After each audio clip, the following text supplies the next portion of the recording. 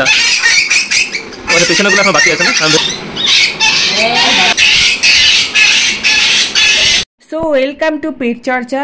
প্রথমেই তোমাদের জানাই যে গজার মতো তেজাও এখন আমাদের ঘরে একটা নতুন সদস্য, তো তোমরা ওকেও আশীর্বাদ করো, ও যেন সুস্থ থাকে, ভালো থাকে। ও তো এখন ছোট, সব কিছুই নিউ এক্সপিরিয়েন্স, তো আমরাও ওকে ভালো রাখার চেষ্টা করছি।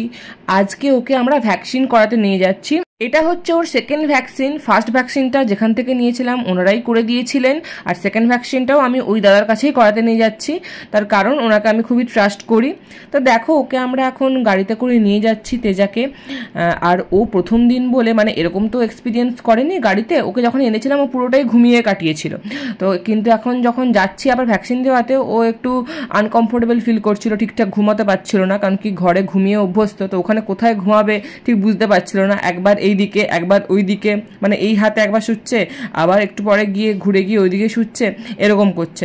যদিও ওকে আমরা একটা ব্যাগে করে নিয়ে গিয়েছিলাম, মানে পেট ব্যাগ যেটা পাওয়া যায়, কিন্তু এখনও মানে ওখানে এমন আনকমফোর্টেবল ফিল করছিল, তাই জন্য ওকে বের করে আমি কোলেই নিয়ে নিয়েছিলাম। দেখো এদিক ওদিক ঘোরাঘুরি করছে, বাট মাঝখানেও বাইরেও দেখতে চেয়েছিল, আমি ওকে বাইরেও দেখাচ্ছিলাম। তো চলো এখন যাওয়া যাক, যেখানে আমি ওকে ভ্যাকসিন করাতে নিয়ে যাবো সেখানে দেখাচ্ছি।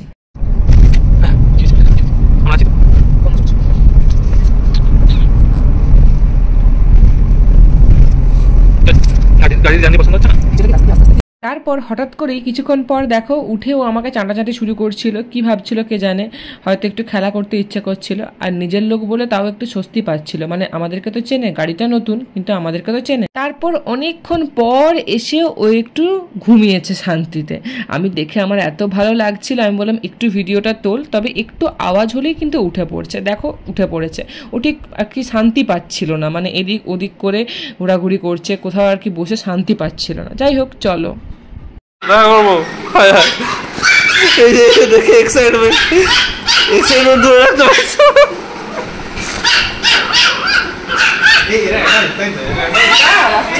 তো এদেরকে দেখে দেখো তেজা এক্সাইটেড হয়ে গেছে, তার কারণ ও তো এখানেই থাকতো, তো এদেরকে চেনে, তো এদের গন্ধ জানে, তো সেই জন্য এদেরকে হঠাৎ করে দেখে এক্সাইটেড হয়ে গেছে। আর তোমরা তো জানোই যে একটা ডগ অন্য ডগকে দেখলে তো একটু এক্সাইটেড হয়, তারা চেঁচামেচি করে, নিজেদের মধ্যে কনভারসেশন করে, সেটা আমরা বুঝতে পারবো না কি কনভারসেশন করে। তো যাই হোক, তাই জন্য আমি একটু পরে ওকে নামিয়ে দিলাম, তোমরা দেখো। কিরে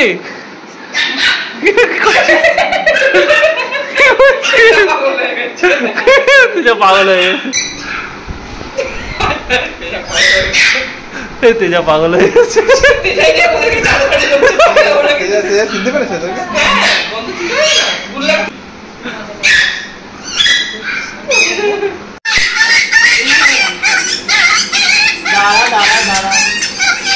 কামড়াচ্ছে না তুমি?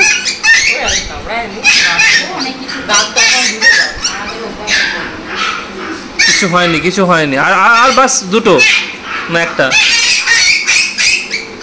পেছনেগুলো এখন বাকি আছে না। I am very sorry. তো এটা দেখে তোমরা কেউ ব্যাড কমেন্টস করো না, তার কারণ এই জিনিসগুলো তোমরা অনেকেই জানো না, যেমন আমিও জানতাম না। তো যিনি এগুলো দেখাশুনো করেন বা এতদিন ধরে উনি এক্সপিরিয়েন্স করেছেন, মানে যিনি কাটছিলেন নখ, তো নিশ্চয়ই ওনার অনেক নলেজ আছে। তো উনি আমাকে বললেন যে নখগুলো ওদের গোড়া থেকে একদম কেটে দিলে, তাতে যদি একটু রক্তও বেরোয় তাতে কোনো অসুবিধে নেই, কিন্তু গোড়া থেকে কাটলে ওদের স্ট্যান্ডিং পশ্চারটা খুব ভালো হয়, মানে খুব সুন্দরভাবে ওরা দাঁড়াতে পারে। মানে যেসব শোয়ের মাঠে যেসব কুকুরগুলো যায়, যেসব ডগগুলো যায় আর কি, তাদের কিন্তু নখগুলো এভাবেই কাটা হয়। তো উনি আগে জানতেন না, যখন থেকে উনি ওনার ডগদের শোয়ের মাঠে নিয়ে গিয়েছিলেন তারপর থেকে কিন্তু উনিও এভাবে কাটেন, তার কারণ উনিও ওখানের আর কি যারা শোয়েতে নিয়ে গেছে, ডগ শোয়েতে নিয়ে গেছে যেসব ডগদের, তাদের কাছ থেকেই উনিও এই ইনফরমেশনটা পেয়েছেন। প্রথম কিন্তু উনিও জানতেন না। তো তোমরাও এটা নিয়ে কোনো ব্যাড কমেন্টস করো না। যদি বলে এতটা কাটি কেন, এই পায়ের টটা করে না, পায়ের টটা মানে এই যে থামটা আছে এই থামটুকুই পড়বে, আর যদি নখ বাড়তে থাকে থামটা এরকম দেখতে শুরু করবে। এবার এইটাকে শোয়ের মাঠে নিয়ে যাবো, সবগুলোকে তো করি না, কিন্তু এটাকে শোয়ের মাঠে নেবে, এর প্রপার অ্যানিটমিটা এখন থেকে তৈরি করতে। এই যে অভ্যাসটা করিয়েছি, এই অভ্যাসটা করালে যদি ওরও থাকে, যখন পটা পড়বে না দেখে বড় হলে অনেকটা করে দেখে এই প্যাচটা ডাউন হয়ে যায়, এই প্যাচটা ডাউন হয়ে যায়, এই ডাউনটা যেন না হয়, ওই জন্য পায়ের গোড়া থেকে একদম এখান থেকে। আর এইগুলো এই পায়ের তলায় যে লোমগুলো হচ্ছে সব মাঠ দিয়ে কেটে দেবে। 1.5 থেকে 2 বছরে যে গিয়ে দাঁড়াবে, আমি বহু জায়গায় দেখেছি বলে কি বলতো, আপনি খাঁচায় রাখেননি, কম বলে বিক্রি করে দিয়েছে। আমি তো তখন বলি এটা কালচার, কিন্তু এ যা দাঁড়াবে, তুমি নিজে যদি একে গ্রুমিং করে রেডি করতে পারো, লোকে বলবো। ওর নেলসগুলো কেটে দেওয়ার পর দেখো একটু কীরকম করে হাঁটছিল। আসলে প্রথম তার রক্তও বেরিয়ে গিয়েছিল, আর ওরা বলেও ছিল যে রক্ত বেরোলে কোনো অসুবিধা নেই, তবে পটাশ কিনে রাখতে, মানে মেডিসিন শপ থেকেই পটাশ পাওয়া যায়, সেই পটাশ কিনে রাখতে, রক্ত বেরোলে সেখানে পটাশ দিয়ে দিলে রক্ত পড়া মানে থেমেও যায়, পড়বেও না, অ্যাকচুয়ালি বন্ধ হয়ে যায়, আর পটাশটা ওদের শরীরের জন্যও ভালো। দেখো ও একটু লম্বা হয়ে শুয়েও পড়েছিল, কারণ কি অনেক পরিশ্রান্ত, বুঝতেও পারেনি যেরকমভাবে ওর নখ কেটে দেওয়া হবে। যাই হোক, আর জিভে দেখো একটু পটাশ লেগে গিয়েছিল, তো এটাও বলেছিলেন দাদা যে জিভে যদি একটু পটাশ লেগে যায় সেটার জন্য কোনো অসুবিধা নেই, সেটা বরঞ্চ ওদের ভালোই, ওটা খেলে অতটাও খারাপ নয়, বরঞ্চ উল্টে ওদের ভালোই হবে। এইবারে ওর ভ্যাকসিনটা করানো হবে। এটা হচ্ছে ওর সেকেন্ড ভ্যাকসিন, DHPPI। এর মধ্যে অনেক রকম রোগের মানে ভ্যাকসিনটা আছে, parvo virus, distemper, hepatitis, parainfluenza, adenovirus, আরও এক দুটো আছে। তো দেখো ওকে ধরতে একটু অসুবিধে হচ্ছিল, সামনের দিকের পাগুলো দিদি চেপে ধরেছিল, কিন্তু পিছনের পাগুলো ছটকাচ্ছিল বলে অসুবিধা হচ্ছিল বলে আমাকে দিদি বললো তুমি একটু ওর পেছনের পাটা ধরো, তাহলে দিতে খুব সুবিধা হবে। তো দেখো ওর সেকেন্ড ভ্যাকসিনেশনটা হচ্ছে। আর এগুলো আমার কাছে প্রথম এক্সপিরিয়েন্স, তো প্রথমে দেখে আমার খুবই ভয় লাগছিল।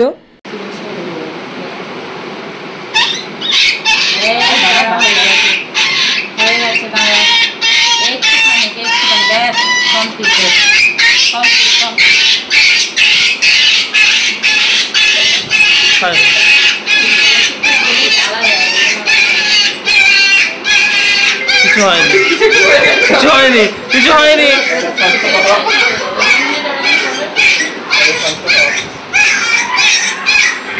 কিছু হয়নি, কিছু হয়নি। আসলে ভ্যাকসিনটা প্রথমে ঢোকার পরেই ওদের একটু জ্বালা জ্বালা করে, সেই জন্য ও এরকম চেঁচাচ্ছিল। চেঁচানোর পর আস্তে আস্তে দেখো চুপ করে গেছে, এখন একটু শান্তভাবে বসছে ও। প্রথমটা এত জ্বালা জ্বালা করে যে ওরকম গোল গোল করে পিঠে মুখ দিতে চায়।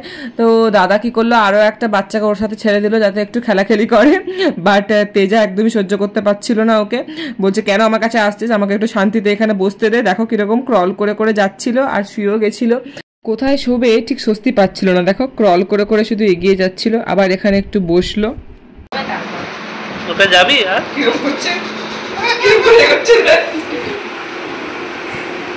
তোর পা কাজ করা বন্ধ হয়ে গেছে।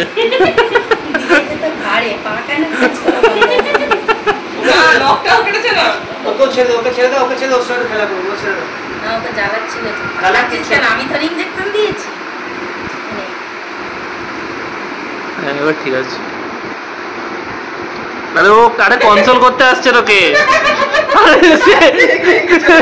সে ক্রল করে করে এগাচ্ছে, সে শুয়ে শুয়ে এগাচ্ছে। সাঁতার কাটছিস কেন তুই? এবার ছেড়ে দিয়েছে, গা ছেড়ে দিয়েছে মানে ঠিক আছে।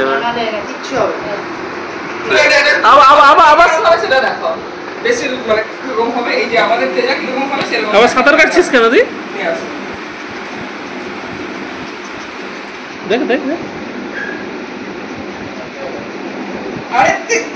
পিছন ছাড়েনি। এর 2 মাস বয়স বললে না, এই টয় কম বুঝলি তো, এর থেকে ছোট হবে।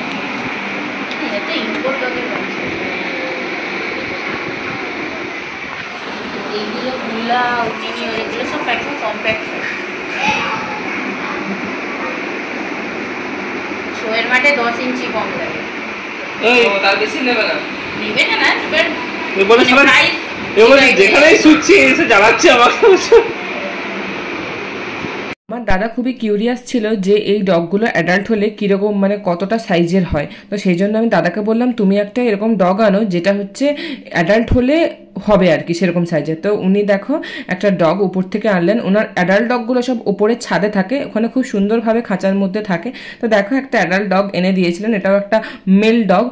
তো সেটাই দাদাকে দেখাচ্ছিলাম যে দেখ ডগগুলো এরকম মানে সাইজের হবে, একটু 19-20 হবে, একদম এক্স্যাক্ট ওরকম হবে না, একটু 19-20 হবে, তো এরকমই সাইজের মোটামুটি হবে, খুবই ছোট আর কি। আর এদের লোমের জন্যই যতটা বড় লাগে আর কি, এর থেকে বড় আর হবে না, আর খাটেও এরা উঠতে পারবে না, খুবই ছোট কম্প্যাক্ট সাইজের, মানে ফ্ল্যাট বাড়ির জন্য খুবই ভালো। তো সেই জন্যই আমরা একটা এরকম ছোটোখাটো বেবি নিয়েছি, যাতে ফ্ল্যাটে আমরা সবাই মিলে একসাথে থাকতে পারি। আর বড় ডগ নিলে তো অনেকটা স্পেস লাগে, সেরকম তো স্পেস ফ্ল্যাটে হয় না, তো সেই জন্যই আমরা একটা এরকম কম্প্যাক্ট সাইজের ডগ নিয়েছি।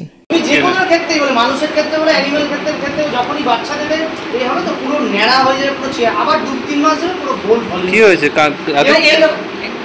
এরকম থাকবে না, কেঁদে ভিজিয়ে দিচ্ছ একদম, তো কেঁদে ভিজিয়ে দিয়েছিস একদম চোখ। একটা কুকুর রেডি হতে কমেডিয়ান কালচার কোন যাই বলো ভালো লাইনের যদি হয় এই গালাটা কি চলে যাবে? যে জিভে যে খেয়েছে জিভে তো ওটা এই তো হাতের এইটা থাকবে না। তারপর কিছুক্ষণ পরেই ওখান থেকে বেরিয়ে পড়লাম, আমরা ফিরে যাচ্ছিলাম। আর গোটা গাড়িতে ও এরকম শুয়ে শুয়েই কাটিয়েছিল, মিডিলে ওকে আমি শু করিয়ে দিয়েছিলাম। দেখো এরকম বসে বসে ঘুমোচ্ছিল, মানে ঠিক ঘুম হচ্ছিল না, চোখ খুলেই ছিল, আর শুয়ে শুয়ে কাটিয়েছিল। যাই হোক, তো তোমাদের ভিডিওটা ভালো লেগে থাকলে একটা লাইক করো, শেয়ার করো, আর চ্যানেলটা অবশ্যই সাবস্ক্রাইব করো আরও এরকম খবর জানতে। আর গজা তেজা দুজনকেই ভালোবেসো। টাটা, বাই বাই, সবাই ভালো থেকো, দেখা হচ্ছে আবার পরের একটা ভিডিওতে।